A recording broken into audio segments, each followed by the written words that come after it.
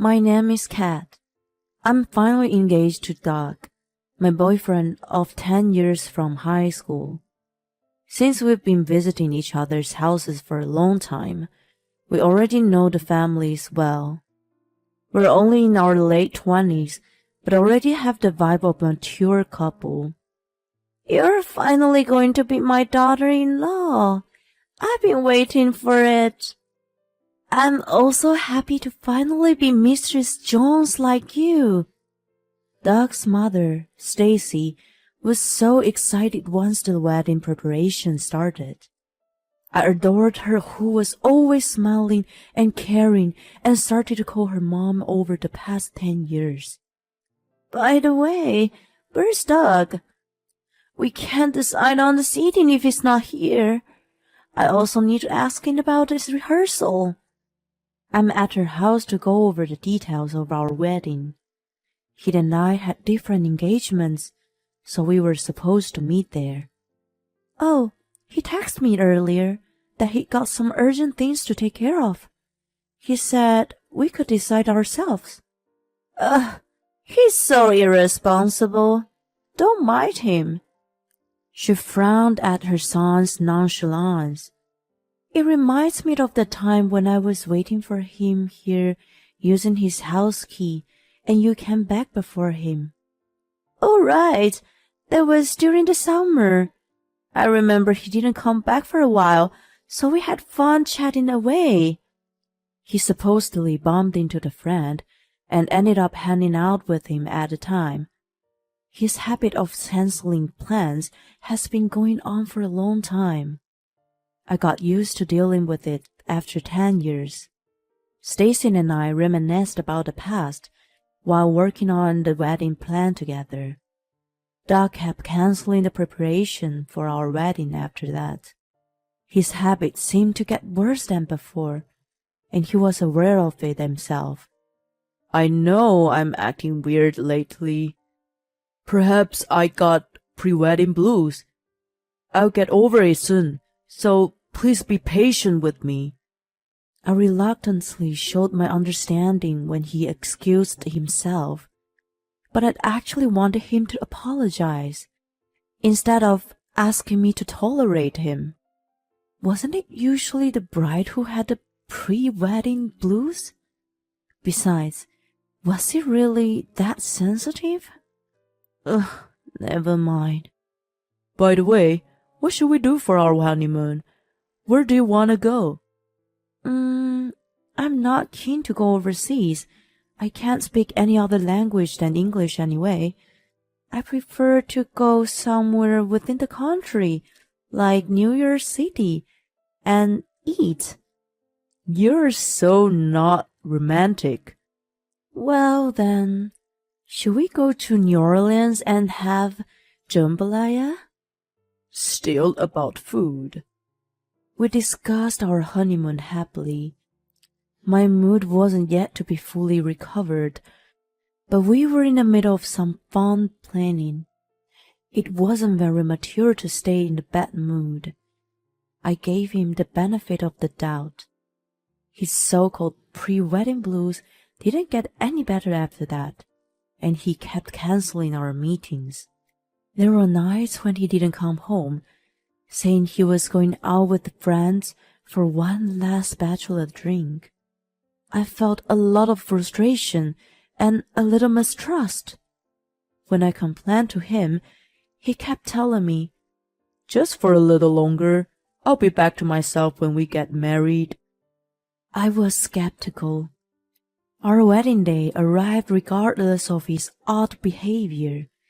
It was a clear blue sky on the morning of the ceremony, and our prospects seemed to be bright.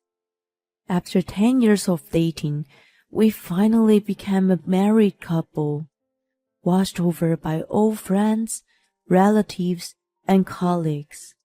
Doug swore to me that he would love only me for the rest of his life, and I imagined a bright future ahead of us. Once the wedding was over, it was time for our honeymoon after the short break. We were going to eat till we dropped for 4 nights, 5 days in New York City. I chose clothes for the climate, made a list of souvenirs, and put sticky notes in a guidebook. My excitement grew bigger by the day.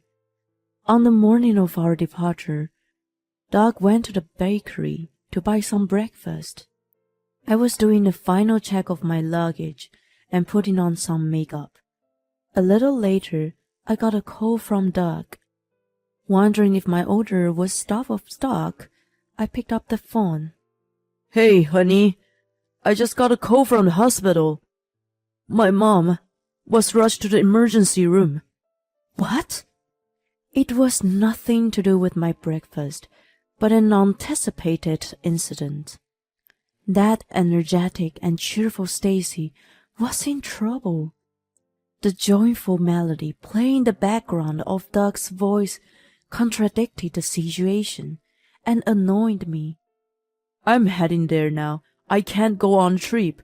You've been looking forward to it, so you go ahead. I'm really sorry. I won't be able to take a call for a while. Wait, which hospital is she in? He hung up on me before I finished my sentences. He turned off his phone right away, so I couldn't get in touch with him after that. I was flabbergasted. It was an important milestone in our life, yet another cancellation at the last minute. Well, this time was out of his control. After all, my mother-in-law, whom I adored, was rushed to the emergency room. Her request was on the list of souvenirs. She was looking forward to the chocolates from Mary Bell. There was no way I could go on a trip by myself. I decided to rush to the hospital as soon as I got in touch with Doug again. I was restless, wandering around the house and waiting to hear from him. My phone finally rang 30 minutes later. I picked it up even before the first ring finished. Yes. Hi, Kat. Good morning. You're leaving today, right? It seems cold there, so take care and enjoy your trip. Wait, is this Mom? The code was from the one who had supposedly been rushed to the hospital. I picked up the phone without checking the caller on the screen. I was totally confused about what was happening. Did Doug have two mothers? Maybe the one I knew was an adoptive mom, and he had a birth mom? Is this really Mom? What's wrong with you? Why do you sound so strange? It was her for sure. I thought you were taken to the hospital. Huh? For what? I'm good as usual. She sounded dubious. I realized that Doug lied to me. It didn't matter to him that we just got married, but why? I couldn't figure out the reason. When Stacy finished listening to my explanation, she lowered the tone of her voice. I see. I'm really sorry about my idiot son. I don't know what he's trying to do. Well, can you hold for a minute? I didn't know why, but I was bothered by something. It was the cheerful melody I could hear in the background on Doc's call. I opened my tablet to see if I could figure out what was bugging me. My hunch was on point, and I found what I wanted to know right away. Hey, Kat, what's going on? Mom, do you want to go on a trip with me? What? Let's go to New York City together. I could feel that she was contemplating. My brain cells began to work toward revenge against Doug. Watch out, bastard. Stacy and I enjoyed our trip and returned home after 5 days. Doug never called me, but sent me texts like, "Having a good time? Don't worry about my mom." I was amazed by his foolishness. His mom was with me, yet he thought his life was still intact. My feelings for him quickly evaporated. He was not only dishonest, but was a total moron. Stacy agreed with my plan to punish him severely. She and I took an earlier flight back home and waited for Doug's return. He came back a little before I was originally scheduled to be back. He was taken aback by the sight of me. Oh my God, you're already back! Yes. He brought in a sweet scent of perfume with him. He must have planned to shower before I came back. I pretended not to notice and asked him nonchalantly, "I'm sorry for leaving you behind. How did it go with you?" Oh no worries. I told you to go. Did you enjoy it? Yes, very much. I got you a souvenir. And your mom? She's out of critical condition, thankfully. That's great. I would like to visit her. It's all good. Don't make a big deal for her. It was impossible not to make a big deal out of a family member being rushed to the emergency room. I thought he was crazy. Listen, Doug, what you're saying is weird. Why? Because Stacy was very ill, wasn't she? Why can't I go and visit her then? Ugh, you're overreacting. I'm telling you to drop it.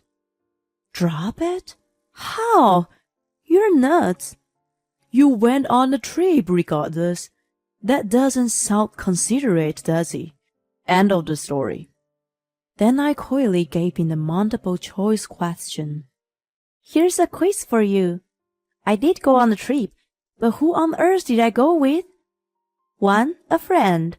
2. My husband. 3. Your mom. Which is your answer? What the hell?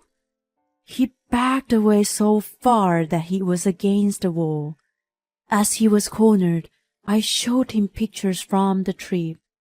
A picture of Stacy and I in the same pose as the Statue of Liberty.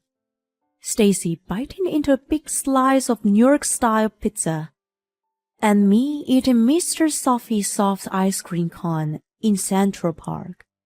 There were dozens of other photos. You are kidding? Of course not. She was with me. Now, here's another quiz. It wasn't your mom you've been with. So, who was it?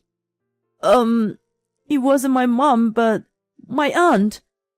You are a freaking moron, aren't you?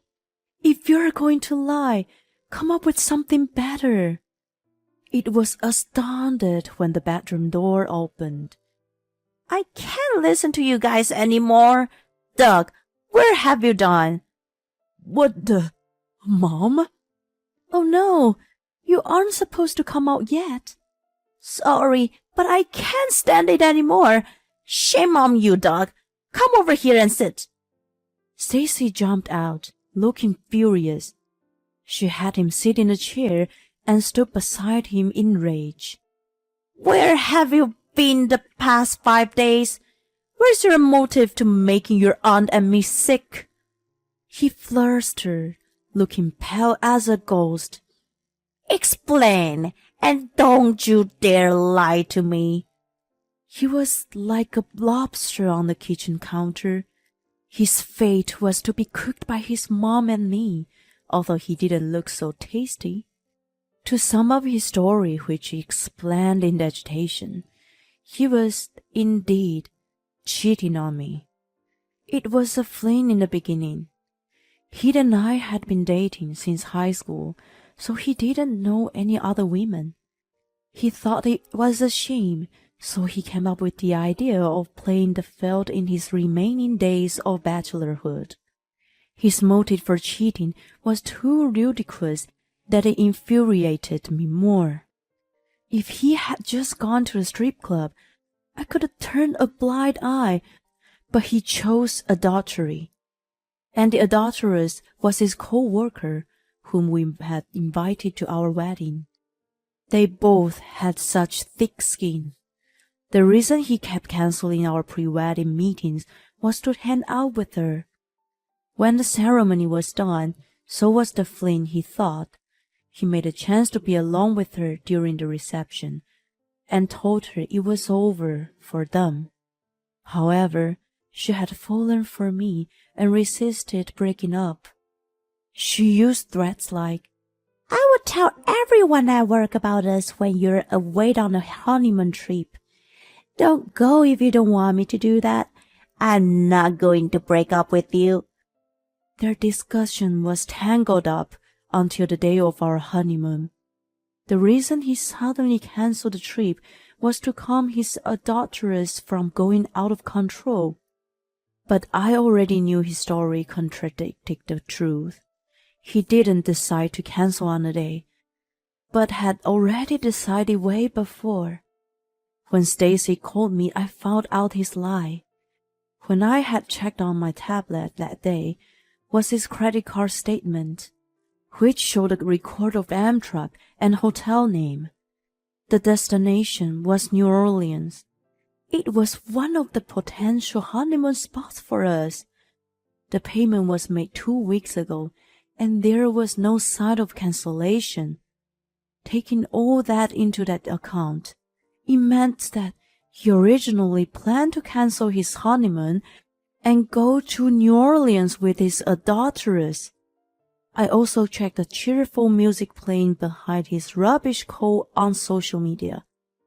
The familiar music was coming from the fountain in the Amtrak station. When he made that call to me, his trip with his adulteress had already started. How ludicrous of him. If he had planned it for so long, he should have been more methodical with his deceit. It was really pathetic. When I exposed his lie, to my surprise, he started crying. I was the one who should have been crying, and not him who created the fiasco. He had already lied when he swore at the wedding that he would only love me for the rest of his life.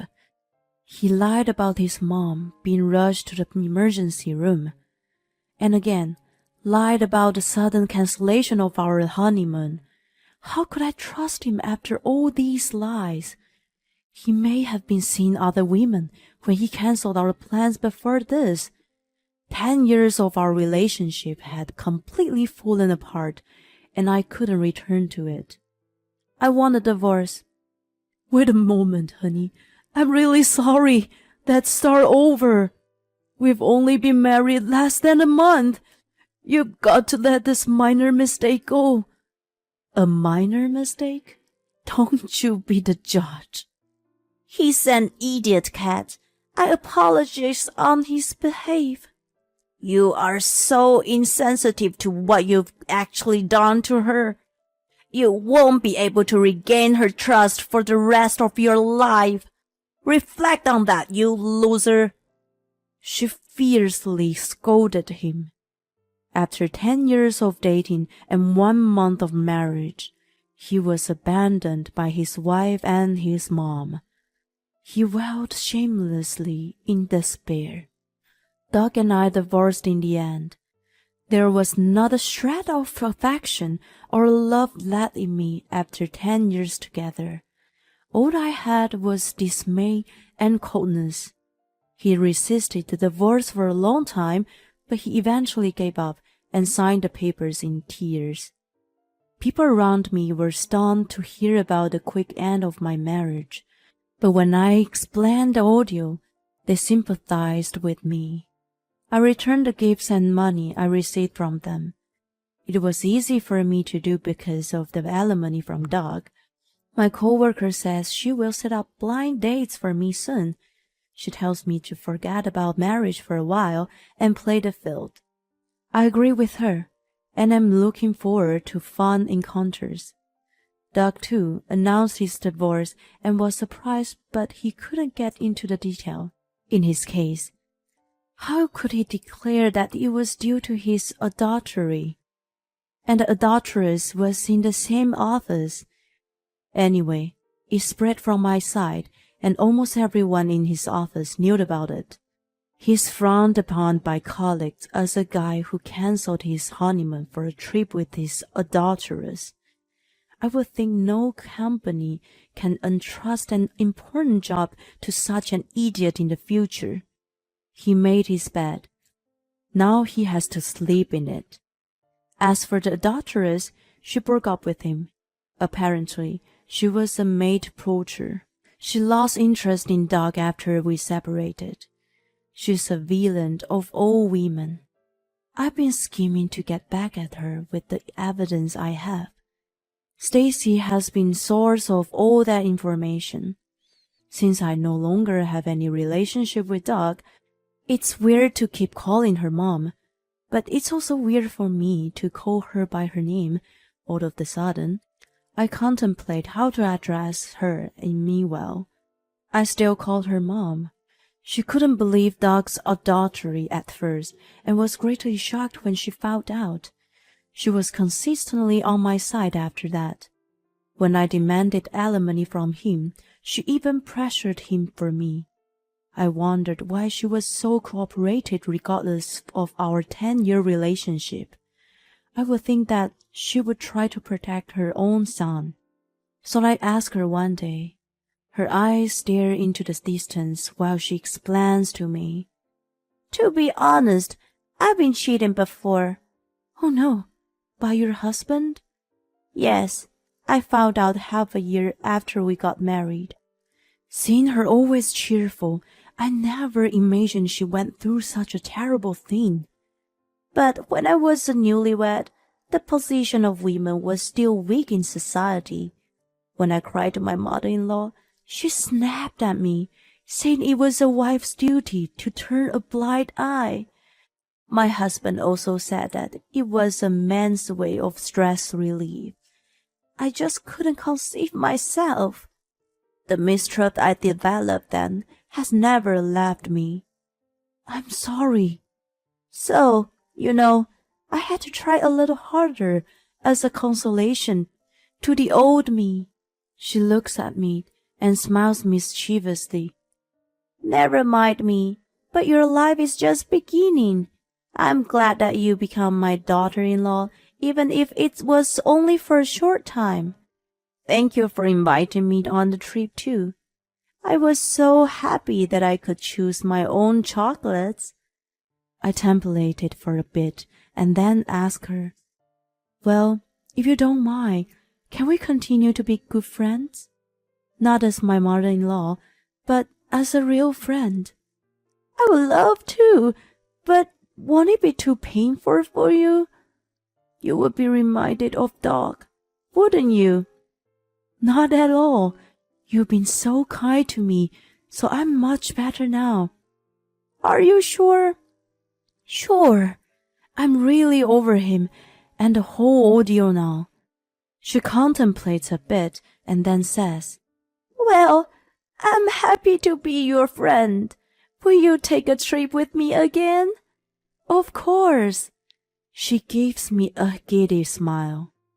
Doug and I parted in a messy way, but I still adore her. We get along so well. I'm going to secretly practice calling her by name by the next time I see her.